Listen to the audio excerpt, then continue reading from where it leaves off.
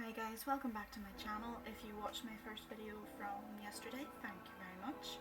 And if you're back watching today's, then thank you very much as well.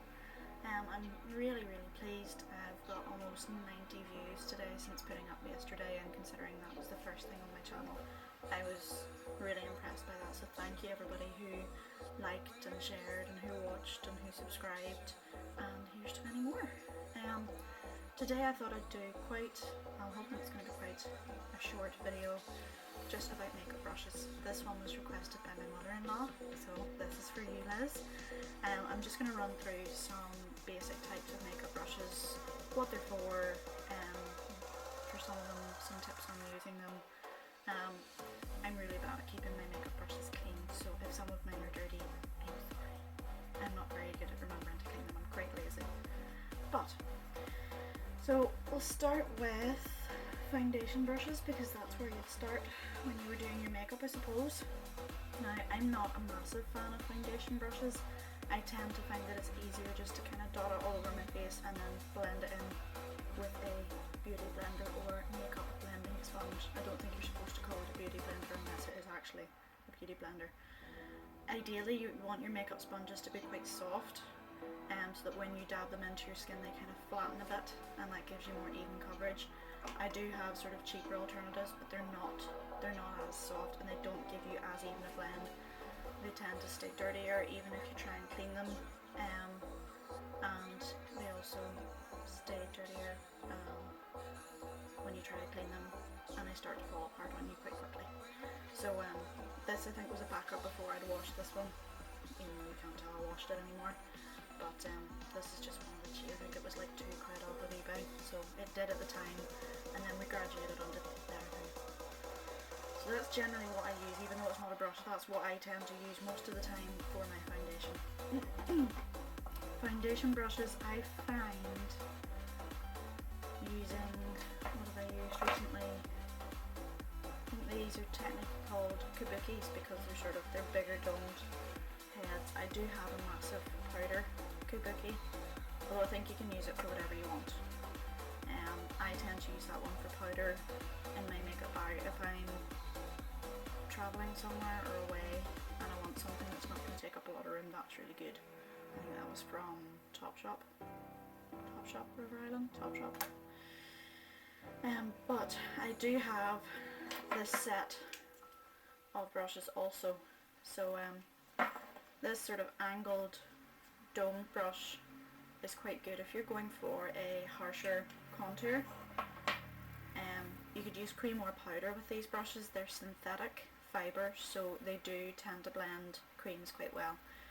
Your basic cheat for brush types for products, if it's synthetic, it'll work better with creams and liquids as well as powders, although natural hair brushes or natural fibre brushes give a more natural blended finish when you're using powders. So synthetics for creams and liquids, naturals for powders. I would tend to use that one, as I say, for contour, although at the moment I really only powder contour. I haven't found a product I like enough yet for a cream contour. I'll have to have a bit of a look online and see what I can get and try cream contour for you as well. This is a flat top kabuki, as you can see why, because it is just flat topped. This is an okay foundation brush. I also have a domed kabuki. I prefer the domed brush because I feel like because it's domed it gets more into kind of crevices and hard to reach places. But both of these I would use for my foundations which I find harder to blend. If I feel like my makeup sponge is soaking up too much or that I'm not getting enough coverage with it, I'll go in with these first and then I'll go in with the sponge afterwards to even out the application, like I did in my first video. In my first video I think I put foundation on. The Clinique one's harder to blend, so I use the brush and the sponge for the Clinique foundation. So foundation brushes. I also have this one, which I haven't used yet, you can see, because it's really clean. I haven't used it yet. But I've yet to figure out what I want to use this one for. I think this one can be used for your contour as well because it's nice and domed, so you have a lot of kind of surface area to catch product up on and to put it onto your face. I'll maybe try it on a contour next time and see what I think about it. Okay, we've done foundation brushes. Powder brushes would be the next most sensible place to start. I have quite a variety of sizes and shapes of powder brushes, and I'll tell you what I use each of these for. So these are the 5 powder brushes I have. These aren't as round, you can see that they're sort of more oval shaped, which is okay. They work absolutely fine as well. It doesn't matter if you have round or slightly flatter, they tend to work just fine. So this one is the largest, apart from the flat top kabuki. This brush is the largest powder brush I have. You can see it's slightly domed on top as well. I'm pretty sure all of mine are synthetic fibres, just because they're slightly cheaper most of the time.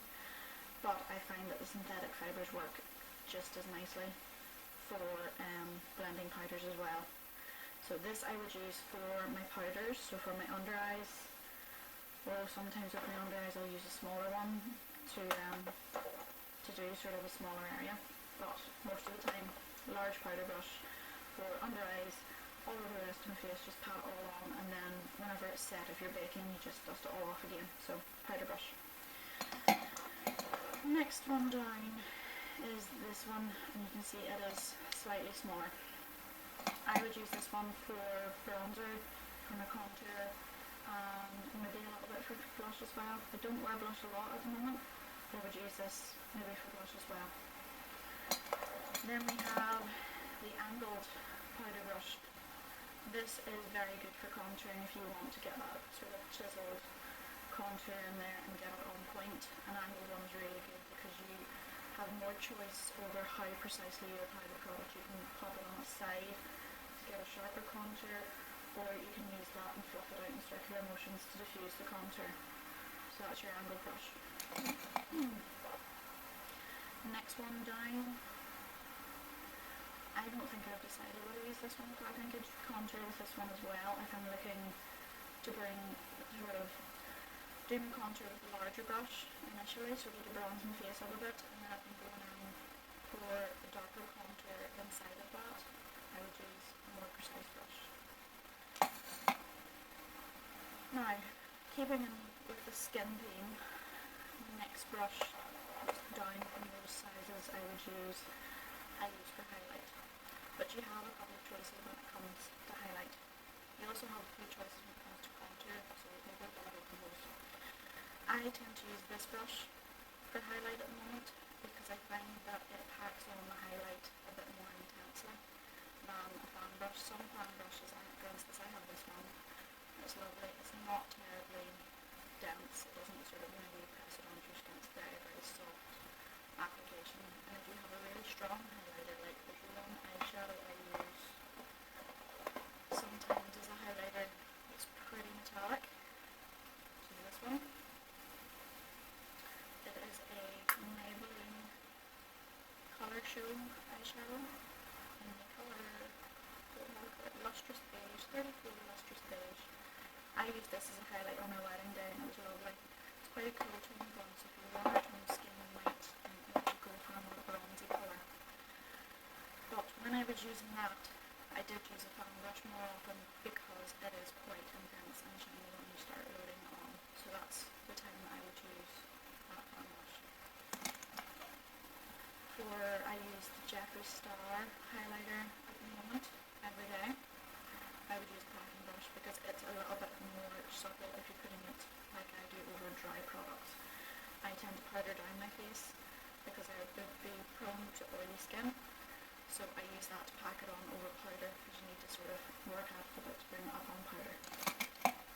Okay. Now,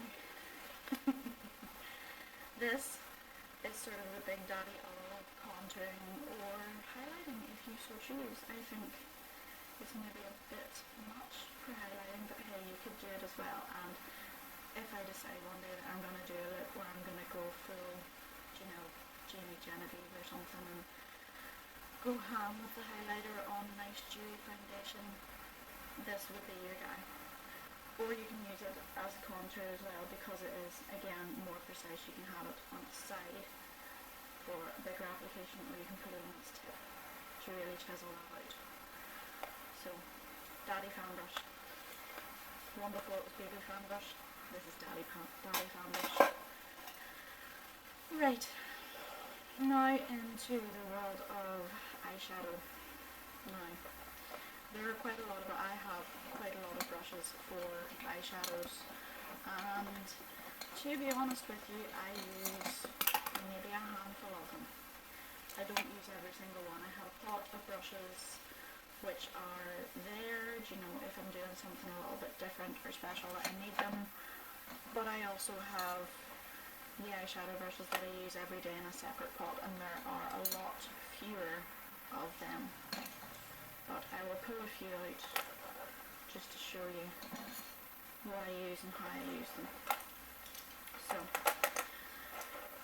again, we'll try and attack this in a logical way. So first off, if you're doing a dramatic eye look or something with bright colours in it, you'll put down an eye base or a primer. And I use these two. I also use them for concealer. As you can see, they're absolutely mock it. For anyone not from Scotland, boggin, absolutely filthy they are. I need to wash them out because they're getting a bit, you know, they go bitty PC when they're clogged up and they don't give you quite, you know, an even line. That's the stage these have gotten to. But anyhow, so they are flat packing brushes. They're synthetic fibre, so they work quite nicely with creams. I tend to use this one more for concealer, or if I'm doing my entire eye area with primer, I'll use this one. If I'm going in to do maybe a cut crease or something like that, or I'm going to eye something with a bit more precision, I'll use this one because it's smaller. Now these can also, when you wash them, they can also be used for packing on eyeshadows, but I have quite a few other brushes, packing brushes to do that, so I don't, in fact, yeah, I have like 2 of each of the same sizes, so I use these for my cream products, and I have 2 others that are almost exactly the same that I use for packing on powder eyeshadow as well. So I'll move on to those, and there's an angled one too which I'll show you. So these would be your 3 main sort of flat top packing brushes as well. These 2 are exactly the same idea as the previous 2. You can use them to pack on bigger areas, use a bigger brush, smaller areas, use a smaller brush. I would also tend to use a brush like this to put on my inner corner highlight and my bare bone highlight. Because it's smaller, you can get it into a precision area. So that's that one.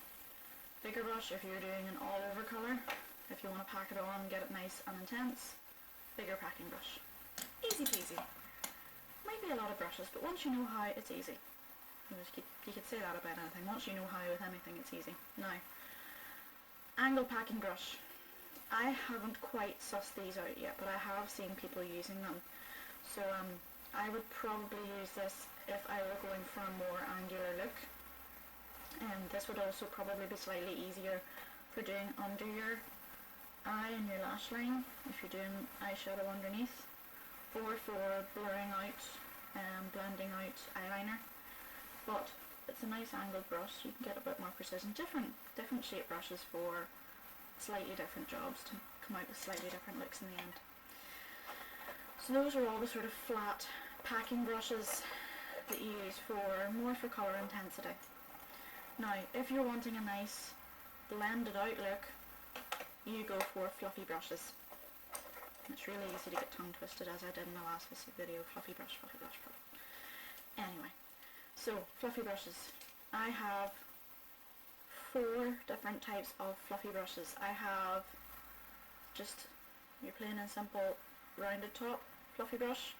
This I would use a lot, as you can see with the fallout coming off it when I flick it. My fingers are probably going to be bogging too, but anyhow.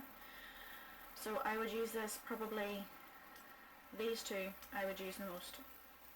I didn't have a brush as small as this that was as fluffy in the new sort of blue and black set, so this is why this is a different brush. So, bigger one for doing sort of totally blown out crease, or putting down colours with a different brush and blending them out with this one, perfect. If you're trying to sort of get a more, how would I say, if you're trying to blend out from here, from your crease up, and you want a bit more precision than a rounded top fluffy brush, you can go for either a flat top. To be honest, the only thing I use the flat top for is putting talc or powder on over my eye primer to set it. That's the only thing I use that for. No other use for it. or you can use an angled fluffy brush. The angle is better because you can set the bottom of it at the sort of the lowest point you want it to come to and just blend with it. And because the bristles sort of, the ends of them stop, rather than going down the whole way around where it'll blow it out sort of all over the place, you can blend down to a point that you want to and then just have it stop. It's more control in that brush than the rounded top fluffy brush. This is the same idea as the rounded top fluffy brush. This is just a more precise version. I would use this to go in with my darker colours that you would maybe only bring from your crease half the way or 2/3 of the way over. I would use that to put those colours down. I would use this brush, and then I would go back in with the larger brush to blend those out. So those are your main sort of eyeshadow blending brushes. When you're doing something that is a lot more precise and you don't really want to blend it out that much, or you want to do something more precise under your eye and your lash line, pencil brushes. Does what it says in the tin, more precise, more like a pencil than a paintbrush. They have pointier tops, they're not as fluffy, they are firmer, and that's what you would use. You would use those if you're wanting to sort of have more of a defined shape with your eyeshadow, with darker eyeshadows. You would use those. But again, you can use them for whatever you want, really. It's whatever works best for you. I'm just telling you what I use them for. Okay, eyeliner, lip liner, and eyebrows. Right, where do I see if I can find that other brush that I used? I used to use an Anastasia brush for my eyebrows. There it is. And it was the 12 I got, and it looks like this. So spoolie at one end, and the brush at the other. And it's double-ended.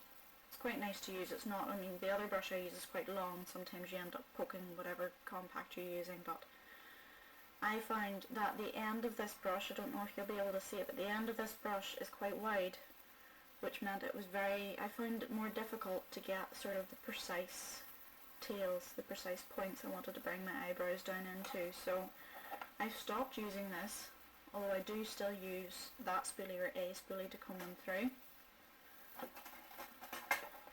And we all know what a spoolie is. I hope we all know what a spoolie is. If you don't, that's what that was. And now I use a Gosh Cosmetics eyeshadow slanted brush. It's the 027 brush. And you could use this for precision eyeshadow, you could use this for liquid liner. I like it because it is a lot narrower. So it's a nice angled brush, and I find it a lot easier to get sort of precision on fleek eyebrows with this brush. So that's what I use this for. I have also, in my brush arsenal, found a teeny tiny angled brush, which would be awesome for gel liner or liners that don't come with applicators or don't come with particularly good applicators. That's what I would use that for. Lip liners, you can have any sizes or shape. Generally they look a bit like that. You can get thinner ones. The thinner one I have been using for gel eyeliner, for very, very precise gel eyeliner. And then those are just lip brushes. So that is the A to Z of makeup brushes, or at least the A to Z of the makeup brushes that I own. So if you have any more questions, please leave it down in the comments below. I can't honestly tell you where I got these makeup brushes from, because a lot of them my husband got for me. Again, thank you, Craig. He loves it when I mention him in the videos. But he got me the makeup brushes, so I'm not sure. They were off eBay. They're not the most expensive brushes in the world. In my opinion, you don't need the most expensive makeup brushes in the world. I, by virtue of one of my friends, was given a couple of makeup brushes. I mean, this is the Urban Decay Naked 2 palette brush that my friend gave me. It has a blending in, it has a packing brush end, and to be honest, I don't find it any better than the brushes I have that I already use. And because it's double-ended, I hate sticking an end of it down in storage, because I feel like you can already see some of the bristles on that are starting to sort of get messed up. So that's why I'm normally a huge fan of double-ended brushes, multifunctional as they are, just not a fan. So I don't think you have to have massively expensive makeup brushes to achieve a nice blend or a good finish on your looks. I think it's perfectly doable without. So I hope you've enjoyed this video. I hope it's been useful to you. If it has, please give it a little thumbs up, and please subscribe if you want to see any more of my videos, and turn on the notifications. That way you'll get a little notification whenever there is a new video up. Any suggestions, any requests, I am perfectly and completely open to them, so please just let me know. Pop me a little message. Thank you for watching. See you again soon.